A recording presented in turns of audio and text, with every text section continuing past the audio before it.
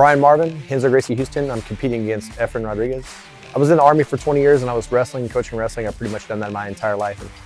Some guys that I was working with in the Army were training MMA at the time and had a guy that was getting ready to do an MMA fight against a grappler, and they wanted some takedown defense help.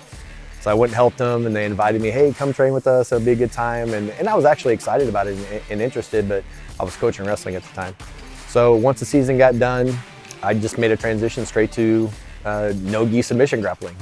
When a person gets out of the military, the military does a great job transitioning a person to the work sector, but they don't do a very good job transitioning a person to the personal sector. You've gone from having a team and a family and people that you've relied on for years to now you move back home. Your friends are probably doing the same thing they were. They don't relate. Nobody kind of has an idea of what's going on with you personally or mentally, but finding jiu-jitsu and being back part of that teamwork is probably the closest family that you're gonna have environment comparative to the military.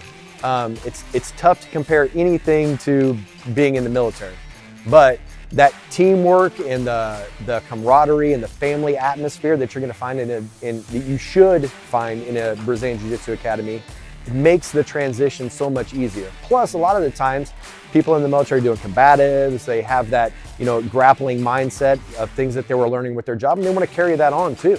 So being able to build on that fundamental basic skill that they learned in the military and then turn it into a jiu-jitsu skill really is kind of reassuring to a person when they get out. They go from one family, hopefully they can find another one and move into the team. And that's what the We Defy Foundation is trying to do.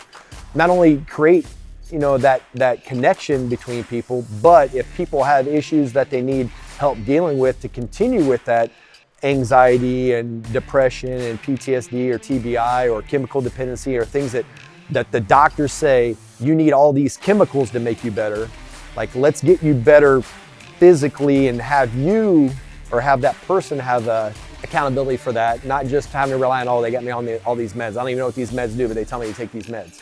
Let's work on the issue, and with that teamwork and the We Defy Foundation bringing people together, academies and veterans and people that want to work with veterans. That's how the We Defy Foundation has moved forward, and it's really bringing some really good things to Jiu-Jitsu now.